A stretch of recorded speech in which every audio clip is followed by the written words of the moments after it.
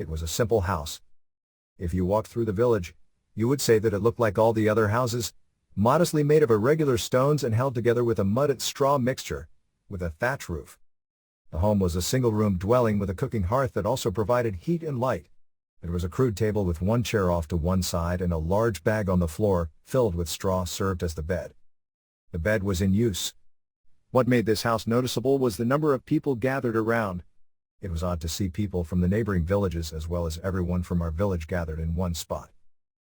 Inside the house was even stranger. There were learned men and royalty gathered around the bed. It was rumored that some of the royalty came from far-off lands. This was indeed a very special occasion. The owner of this home had never ventured more than a few miles from the doorway, and yet, the world had now come to peer and ponder the life that was fading within. Death comes to us all. Here it is not just death but history and myth.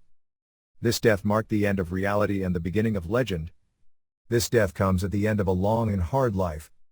Lying on the bed is the last living person to walk with dragons. Sadly, the last dragon died while the owner was still a youth. What a wonder it must have been to see dragons in flight. Many stories have been told and will be retold.